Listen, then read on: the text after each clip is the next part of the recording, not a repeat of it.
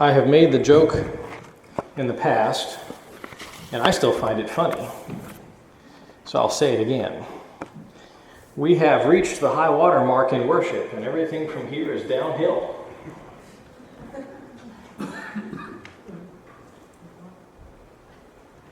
I'm glad somebody else found it funny.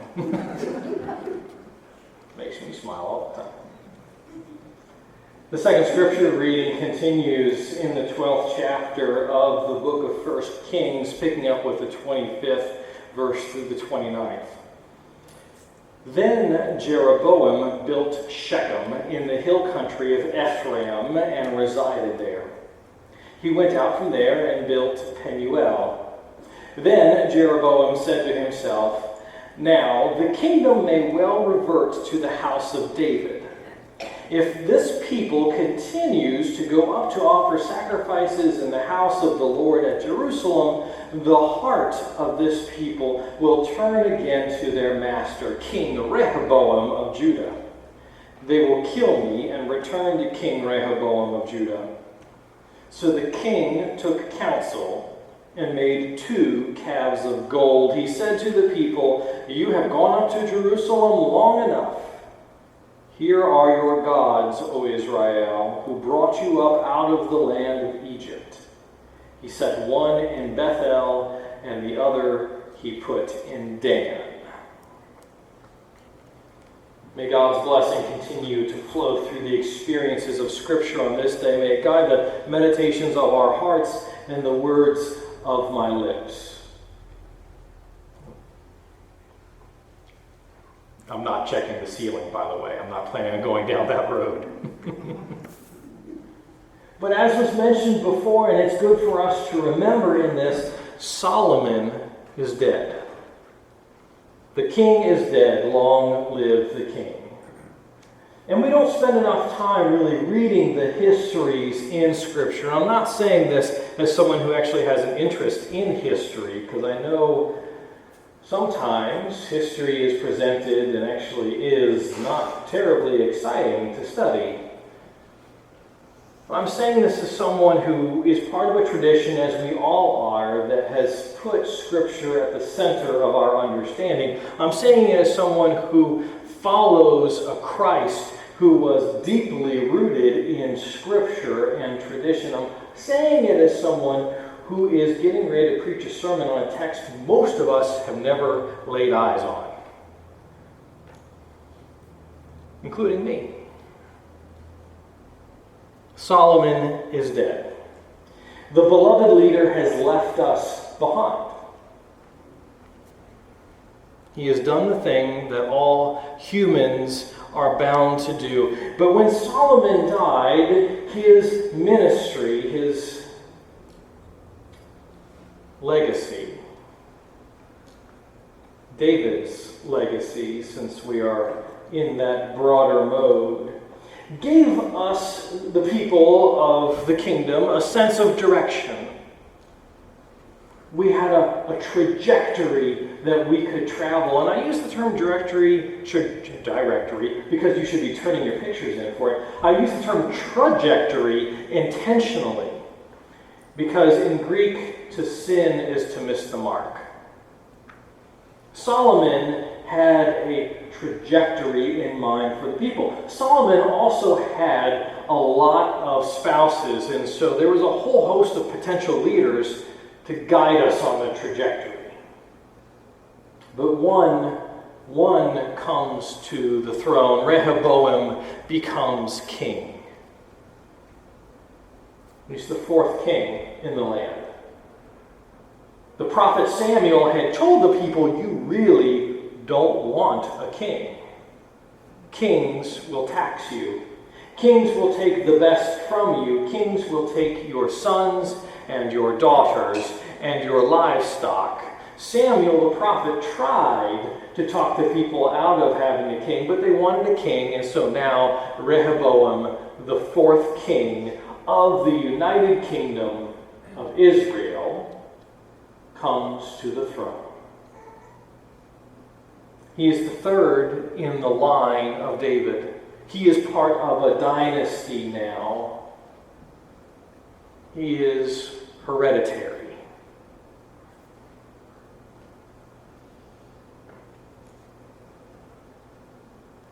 We're told in the text that this new king goes to Shechem. That's like saying Shechem. Sounds like something you say when you're upset with someone. Shechem.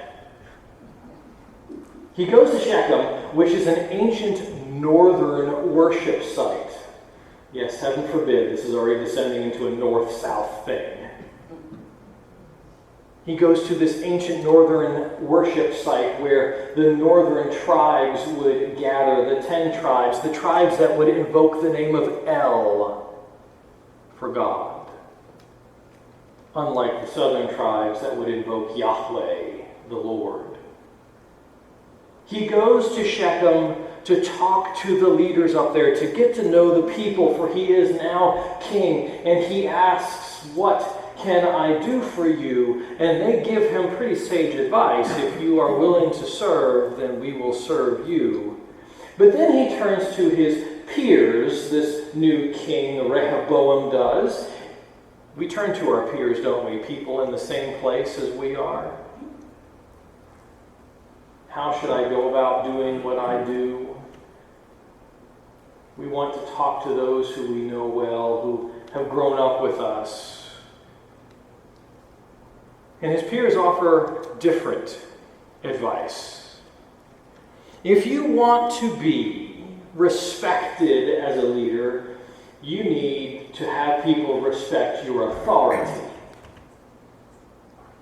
You need to come in and lay large, heavy hands upon them, that they might know that you are the king. This is not a model that builds up. This is not a model that is intended to create love and lift the whole kingdom. This is a model that is designed to elevate the king, because the king places his large and heavy hands upon everybody else. Pushes down. It's one way to get ahead, I guess, but it is not the way to win friends and influence people, and yet this is what the king does. He listens to his peers. He says, if my father was able to be a good king by taxing you at whatever, I'm going to double it, because that makes me a better king. More is better. Bigger is better. My hands heavy upon you is better. The king comes to believe, and that is what he does. If you're going to learn that I am powerful, then you will learn my power through the weight that I place on you.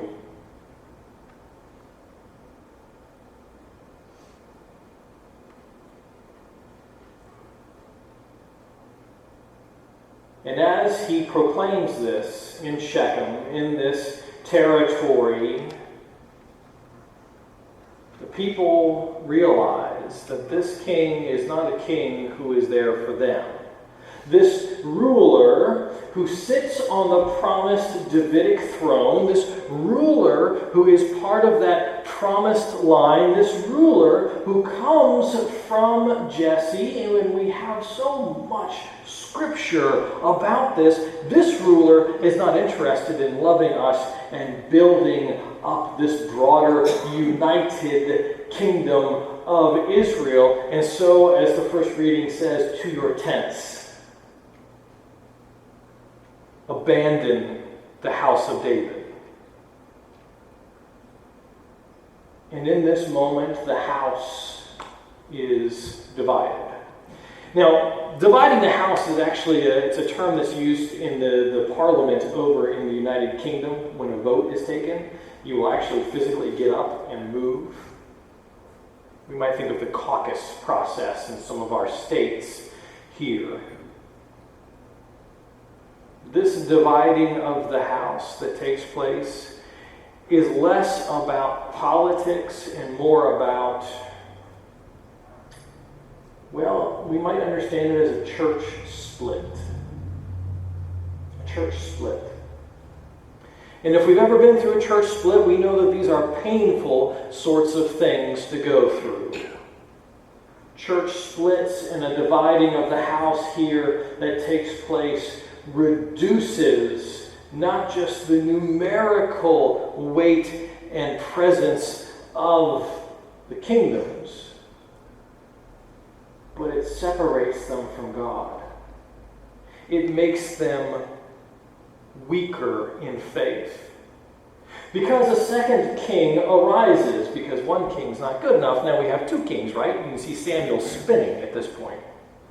A second king arises in the northern tribes that have broken away. This second king is not a member of the hereditary line. He is not of the house of David. He is an official within the court. He is capable. He's capable. And so he becomes king of the 10 northern tribes. The house has been divided. And he realizes that if the people in the north continue going to Jerusalem to worship, if they continue going back into this other land, that they might return. They might turn back to the king that they had left. And so he restores the ancient worship sites. He restores ancient practices. He goes back to Exodus and builds or commissions the golden calves to be brought in. This is part of David's legacy. It also seems to be part of who we are as human beings. We struggle to come together. We struggle to stay together because eventually something will happen that rankles us in some way, shape, or form. A leader comes in who is heavy-handed. An opportunity arises and we can't agree how to make the most of it. We decide to build a new building, and the color of the carpet. The color of the carpet. Yes. And suddenly, in a vote, the house is divided. In a moment, the house is divided. And this movement that says we are a movement for wholeness in a fragmented world, in a moment, this movement finds itself fractured itself. And it's really hard to be unifying when we're fracturing. And yet that is the struggle. That is the struggle that David himself dealt with as the king. It's the struggle that Solomon dealt with. It's the struggle that Rehoboam and Jeroboam are dealing with as this ancient kingdoms divide, forming the kingdom of Israel and the kingdom of Judah, neither of which will survive in their present form. And yet we are a movement for wholeness. We serve the same God that brought the United Kingdom into being, the United Kingdom of Israel. We serve the same God that made promises to David in the Davidic line. We are part of this larger trying to love people enough to bring us all together, and yet we acknowledge the tension and the struggle and the tendency to divide the house.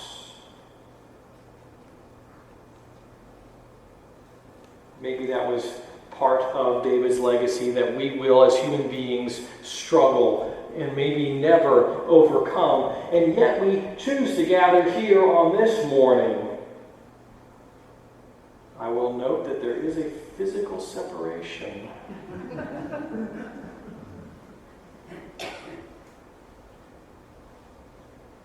But we are human beings called by God.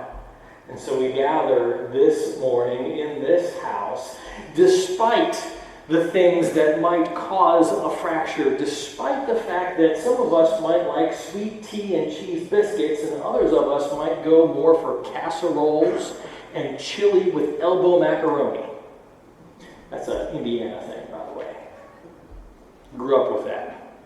Used to believe people who didn't have elbow macaroni were heathens. I know better now.